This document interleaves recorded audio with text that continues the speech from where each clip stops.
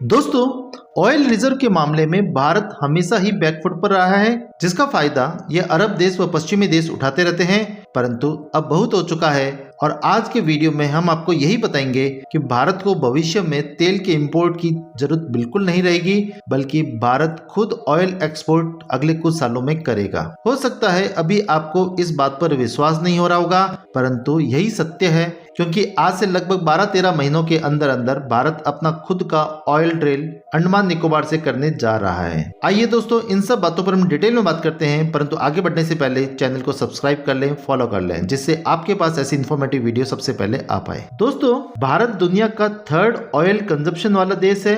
America और China के बाद तीसरा नंबर भारत का आता है और भारत की जितनी भी ऑयल रिक्वायरमेंट है उसका 85% हमें ऑयल इंपोर्ट करना पड़ता है। मतलब एक तरह से भारत इस मामले में दूसरे देशों पर ही निर्भर है, अरब देश हो, वेनेजुएला हो, चाहे रूस हो और चाहे अमेरिका हो। इस कारण भारत का विदेशी मुद्रा भंडार का बड़ा हिस्सा ऑयल इंपोर्ट करने में चला जाता है तथा लगातार भारत का फॉरेन ट्रेड डेफिसिट में रहता है। और तो और भारत इस कारण खुलकर अपनी विदेश नीति में कड़े कदम नहीं उठा पाता, क्योंकि भारत को हमेशा डर रहता था कि भारत के कड़े कदम उठाते ही दूसरे देश भारत का तेल बंद कर देंगे और इससे भारत में तेल का संकट खड़ा हो जाएगा। और इसी कारण भारत खुलकर इजराइल का समर्थन नहीं कर पाता था, ताकि अरब देश भारत से नाराज नहीं हो पाए। और इसी कारण भारत अपने देश के अंदर भी देश विरोधी हरकतों को खुलकर दबा नहीं पाता था। जैसे अभी कतर ने भारत के नागरिकों को गिरफ्तार कर लिया था, वरना कतर की इतनी हैसियत नहीं थी कि वह भारत के खिलाफ इस प्रकार के कदम उठा पाए। परंतु उन्हें मालूम है भारत अगर ऐसा कुछ भी करेगा तो ये अरब देश मिलकर भारत के लिए तेल का संकट खड़ा कर देंगे। वैसे अभी हम ज्यादातर तेल अपना रूस से मंगवाते हैं, परंतु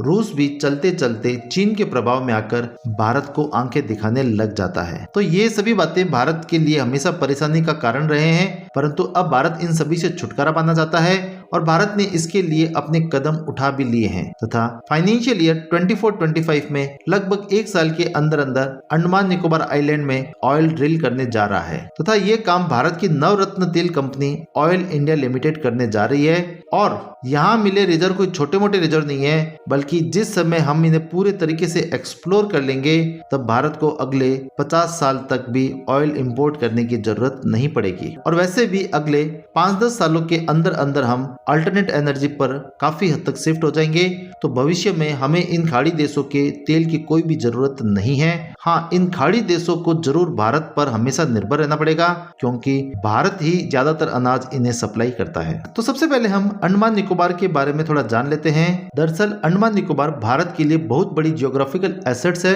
ये बे ऑफ बंगाल के साउथ में 800 से ऊपर आइलैंड की चेन है तथा अंडमान के नॉर्दर्न पॉइंट से म्यांमार की दूरी 22 नॉटिकल मील है तथा निकोबार आइलैंड के साउदर्न पॉइंट, जिसे हम इंदिरा पॉइंट के नाम से भी जानते हैं, वहां से इंडोनेशिया सिर्फ 90 नॉटिकल मील दूर है तथा ये मलक्का स्टेट के नॉर्थ वेस्ट में है। इसकी इंपोर्टेंस इस बात से समझिए कि यहाँ से पर डे 60,000 से भी ज्यादा कॉमर्शियल व्हीसल रोज पास होते हैं और चाइना का मैक्सिमम व्यापार इसी मलक्का स्टेट से ही होता है और भारत जब चाहे तब चाइना को मलक्का स्टेट पे ब्लॉकेट लगा सकता है तथा इतनी इंपॉर्टेंट जियोग्राफिकल लोकेशन होने के बाद भी भारत की पिछली सरकारों ने इन रिसोर्स को एक्सप्लोर करना जरूरी नहीं समझा तथा सिर्फ 7% एरिया ही डेवलप्ड रखा तथा बाकी 93% एरिया को प्रोटेक्टेड एरिया रखा गया। परंतु भारत की वर्तमान मोदी सरकार ने इसकी इंपॉर्टेंस समझी तथा सोच समझकर रणनीति बनानी शुरू की और प्रोटेक्टेड एरिया को कम किया। और यहाँ पर अगर आपको ध्यान हो तो यहाँ पर सोलर एनर्जी का भी हब बनाया, जहाँ से सिंगापुर को बिजली एक्सपोर्ट की जाती है। और यहाँ पर जो ऑयल रिजर्व मिले हैं वह ऐसा नहीं है कि पिछली सरकारों को मालूम नहीं था, परंतु इच्छा शक्ति का ही अभाव था और वर्तमान सरकार ने अपनी इच्छा शक्ति दिखाते हुए अंडमान निकोबार के डेवलपमेंट के लिए बहुत सारे प्रोजेक्ट लॉन्च किए हैं। और अभी जो ऑयल के लिए जो एरिया मिला है वह लगभग 2,25,000 स्क्वायर किलोमीटर का है और उसका लगभग 7.5% शैलो वाटर एरिया है, अर्थात कोस्टल एरिया के पास का एरिया है। और अभी जो 2 ब्लॉक आइडेंटिफाई किए गए हैं जहां से तेल निकाला जाएगा वह सैलो वाटर एरिया में ही है और बाकी का 92.5% एरिया जो लगभग 2,07,000 स्क्वायर किलोमीटर है वह डीप वाटर एरिया है। और यहाँ पर ऑयल इंडिया लिमिटेड अपना काम करेगी और इसके लिए कुछ विदेशी कंपनियों को भी अलाउ किया गया है ताकि भविष्य में जब डीप वाटर एरिया में एक्सप्लोर किया जाए तो टेक्नोलॉजी की समस्या नहीं आए। और इससे भारत को ये फायदा होगा कि भारत की भविष्य में इन ओपेक देशों की ब्लैकमेलिंग से हमेशा के लिए छुटकारा मिल जाएगा।